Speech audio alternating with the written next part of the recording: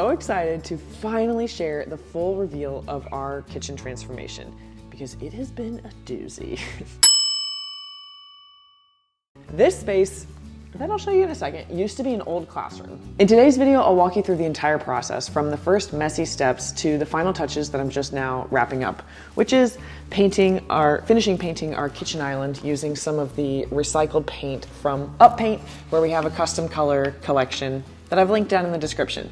And then I want to share what we have planned next.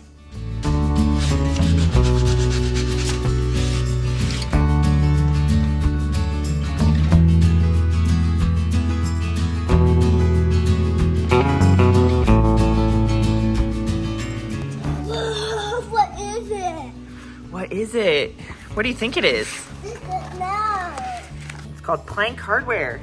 Plank hardware. What do you think it is? The thing is the kitchen. It's for the kitchen?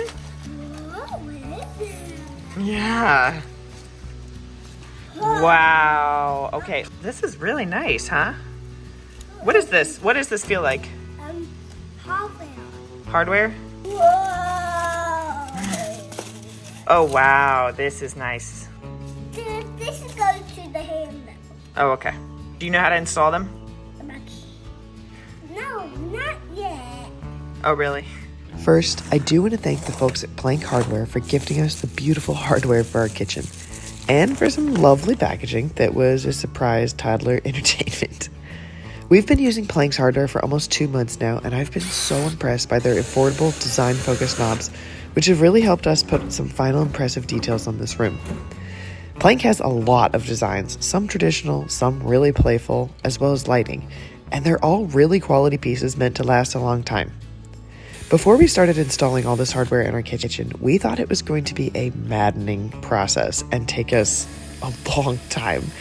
But it actually only took us a few hours because we found this $13 jig that made the process a lot faster and easier. And we couldn't be happier with the results.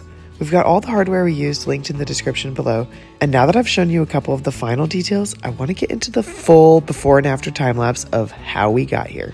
To get going, I really need to share a little bit about this room's history and show you what it looked like before we bought the schoolhouse. When our school was in session from 1914 to 1936, the room that has become our kitchen was one of the 4 large classrooms on the upper level of our school. The photo right here is the only photo of the school interior that we've found so far, and I think it was taken right here in the kitchen. When we bought this school 3 years ago, it was also the room that was in the worst condition. The layout of this room when we bought the school was like this. The previous owner had divided the room and blocked off this whole section of the classroom, and there were some small rooms on this half. We actually didn't know that this half of the room existed until after we bought the school, and for a while we called it the secret room because you had to enter through this little hidey hole back here. There was a lot of water damage coming off the back of the building because the roof needed to be replaced, and over time it had really deteriorated the brick on the back so that we could actually see outside from the inside, which is not what you want in your house. Because of the extreme repairs we needed to do, we made some big choices to get the kitchen of our dreams. So let me take you through a little time-lapse timeline of everything that's been done so far in this room before I get to the big reveal.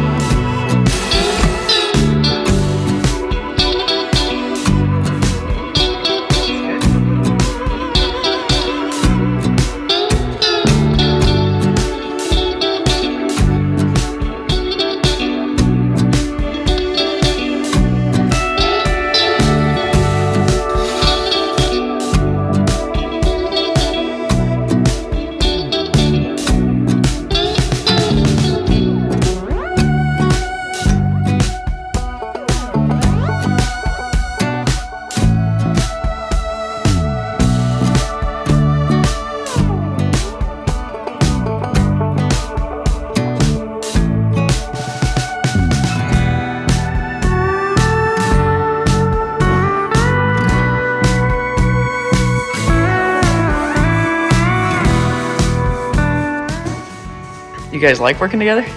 Sometimes. That's where I get all my experience right there. If you don't butt heads, then you're not ready. Yeah.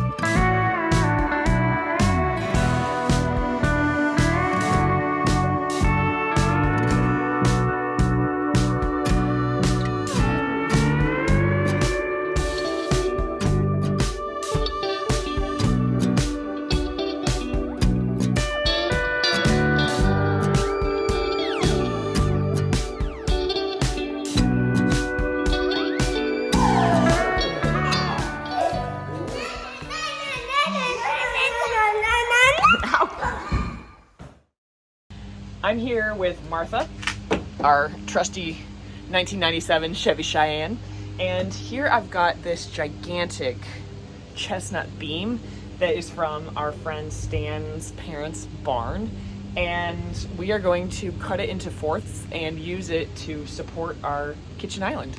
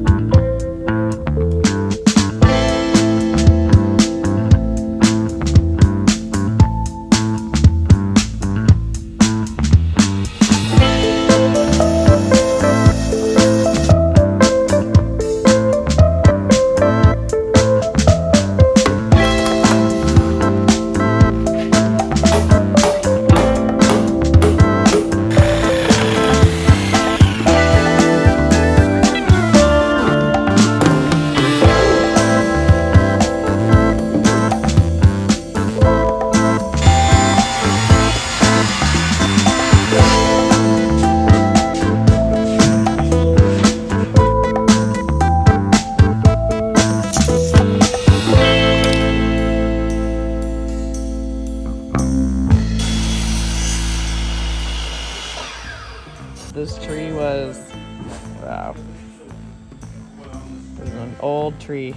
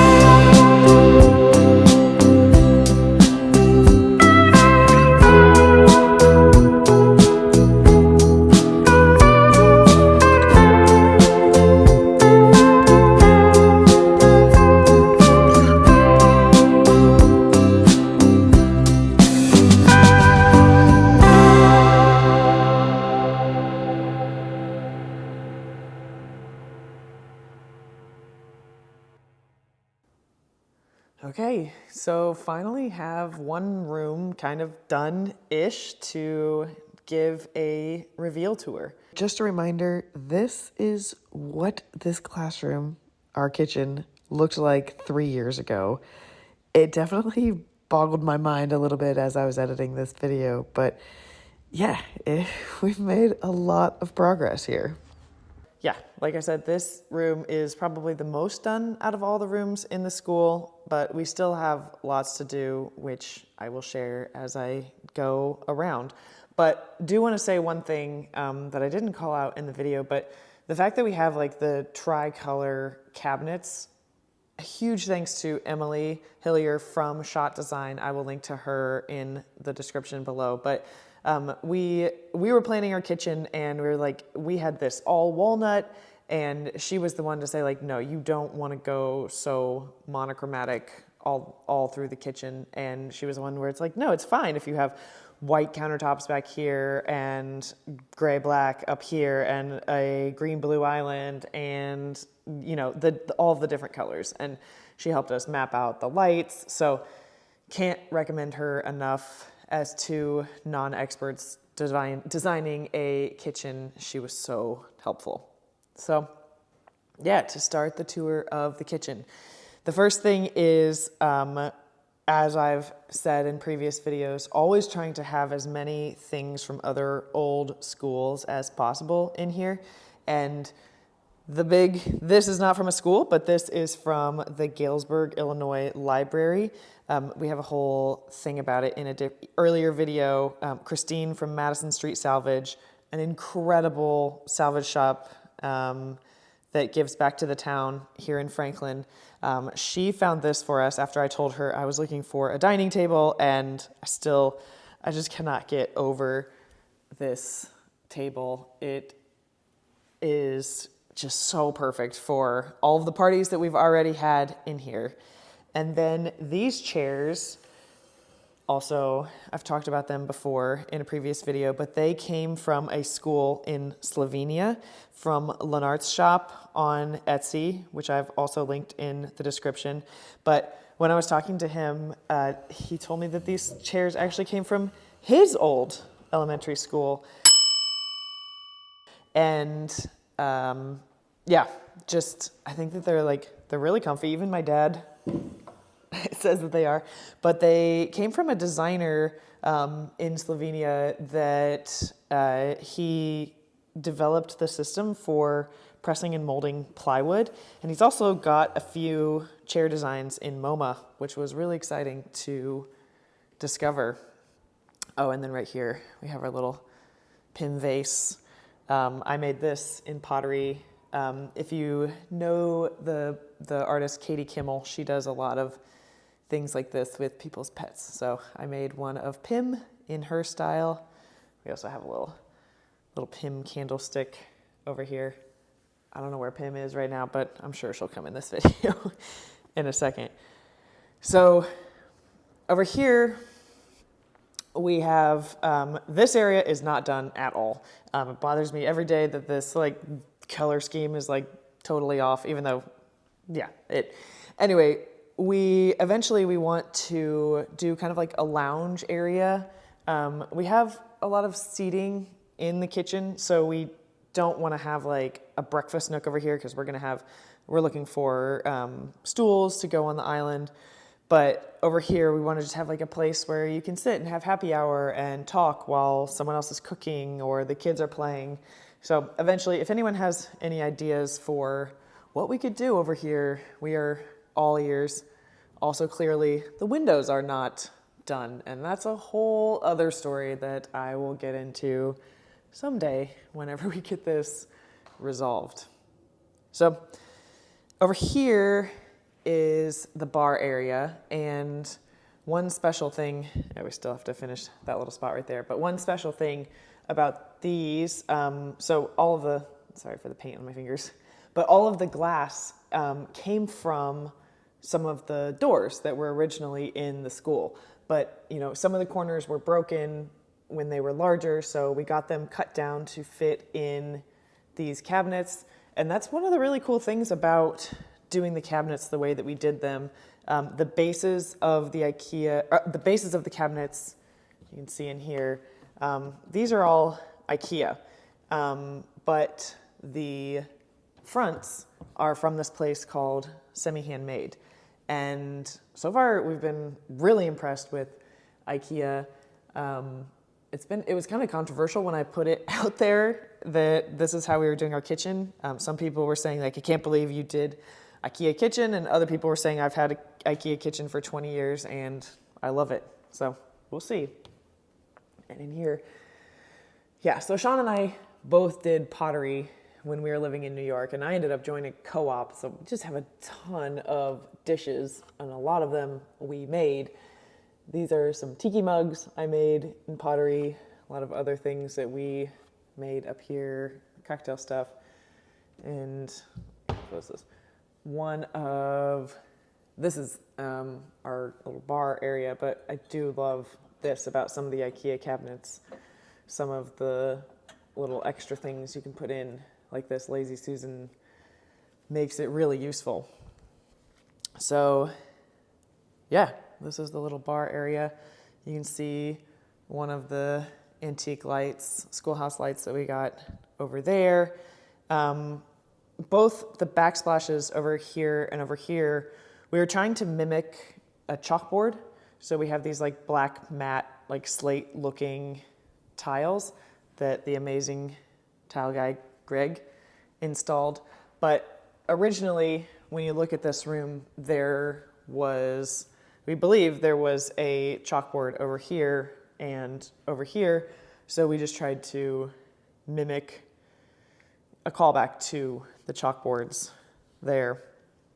And so, one thing over here with the bar, we do have all of these. Last year at Target, there was a John Darien collection of dishes and tableware for Thanksgiving. And if you've watched any of our videos, we actually claimed the turkey as our little school's mascot. So, you know, I think a lot of people were buying these dishes for Thanksgiving, but we got them to be our everyday dishes in honor of our little turkey mascot.